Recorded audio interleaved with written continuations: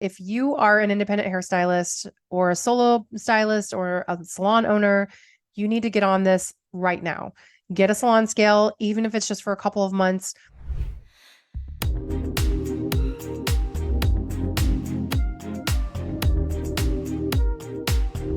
Well, hello, and welcome back to the Successful Stylist Academy podcast. I am your host, Ambrosia Carey. Today is a very special episode to me because we hit not one, but two really big benchmarks. We are celebrating episode number 100 today. Woo-hoo! So we did it, episode 100. It's been an amazing journey. I have been really loving and enjoying talking with you, having people on, guests, talking with our community, having you inside of our groups, and really just growing together as an industry. I also want to celebrate the second benchmark that we hit, which is we just surpassed 10,000 downloads. And that also means that what we're talking about is helping businesses. And that is really important to all of us here at Successful Stylist Academy, but also just to run a more efficient business, having tangible business and marketing tips and communication styles, how we can grow and just have a more profitable business in general. Like we all get to win together. And to celebrate further, we got together with Pharmagel, our favorite skincare line, and they're putting together a package to one of our reviewers from either Apple or Spotify podcast. So if you leave a review with us over the next month, you will be automatically entered. Don't worry, if you already left a review with us, you will automatically be entered into that. And we are excited to announce that with you guys in March. Today's topic is actually inspired by our number one downloaded episode. And I was really surprised when I went through the analytics that this actually was our number one download by quite a bit. It is running your beauty business during a recession. I was surprised, shocked and surprised. I was surprised. And today I'm going to give you 10 tips on what you can do to prepare for a recession. And I'm actually going to link that podcast episode in our show notes that you can refer to it if you didn't hear it, or maybe you need a refresher. I did go back through it and listen to make sure that I'm not doubling up on some of the information that I already gave. I wanted to make sure I gave you some tangible tips that would be really relevant to today's economy. And while we're on the topic of these economic indicators, I am going to briefly run through some of the things that I found in these articles. Okay, so here we go. The economic indicators are based off of the GDP, which I had to look this up. Gross domestic product requires us to have 2 consecutive quarter losses. Apparently, we've already surpassed that. So at this point, I think because of the other things that are happening with bailouts and things like that, it has offset the numbers a little bit. The second thing is based off of inflation. Consumer price index remains high. So we're there. Check. Step 2.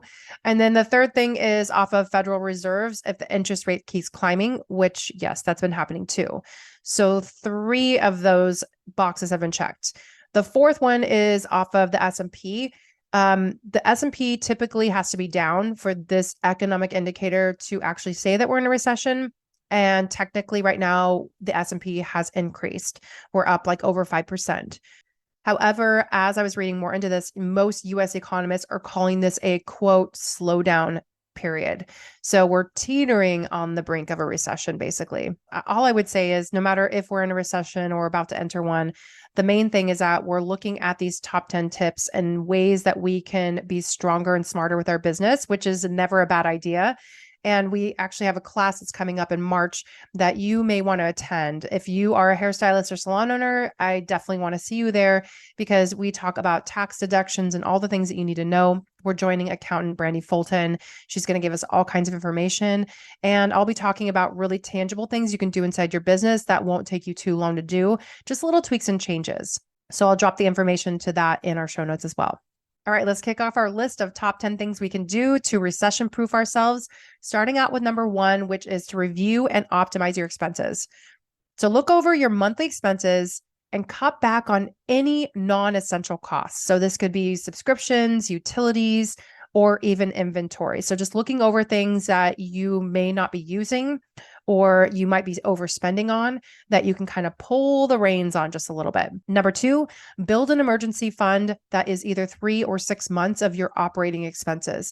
So you want to cover your unexpected costs during a slowdown period. This is something that you typically want to do anyway, but if you're not already doing it, this might be a good time. Okay, number 3 is to explore options to lower your interest rates or extend payment terms on existing loans. A lot of credit card companies, if you haven't ever asked them or if you haven't asked in a couple of months, give them a call and ask them if they'd be willing to lower your interest rate. And a lot of times they'll do that. Number 4 is to focus on services with higher margins. So things like scalp care, treatment add-ons, bundle service options. You can find more menu options in our previous episode, which is linked in our show notes. But above all else, focus on essential services. So that would be like your bread and butter clients, your haircut services, your retouch services, the clients that are coming in on a regular basis that need to get these services done. Number 5, secure a line of credit with favorable terms to access additional funds if needed. Again, this is not something that you need to use necessarily, but it's nice to have it set up just in case you do need it. Number 6, let's talk about loyalty program and rewards.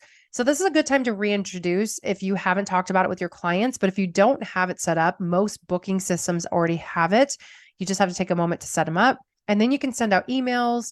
You can talk about it with your clients. You can even post something about it at your front desk or at your station. But this is a really good time to let your clients know that you do have a rewards program so that they can earn points or credit toward their services. Number 7, this probably will come as no surprise to you, but I really want you to optimize your search. So look at your website and your social media for local searches. Think about what your clients are looking for and make sure that you put those keywords inside of all your posts and on your website.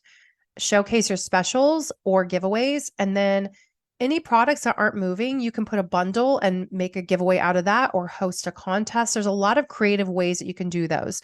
So if you want more ideas on that, then we will be talking about that in a future episode as well.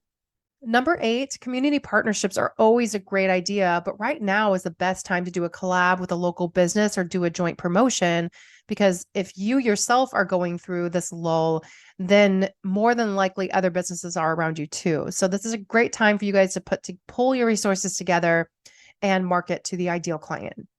Number 9 is going to be done in-house with every single one of your clients, and that is to optimize your scheduling. Like, how can you shrink down your times and your services? And I'm not saying like giving less value. I'm just saying little things that take up time. Like, can you add a treatment to the ends of their hair while they have their roots on? Or can you reschedule them or do your next steps while they're processing? Can you do a 10-minute express color? So there are innovative ways that you can cut down on timing, and every single second adds up to minutes. Every minute adds up to more clients. So I just want you to think about ways that you can be smarter with your timing. And number 10, the most deadly of all, reduce your waste. I know you've heard me talk about salon scale, but if you are an independent hairstylist or a solo stylist or a salon owner, you need to get on this right now. Get a salon scale, even if it's just for a couple of months. Salon scale tracks all of your inventory uses and your cost. It stores your formulas for you, and it creates a suggested reorder menu for you as well.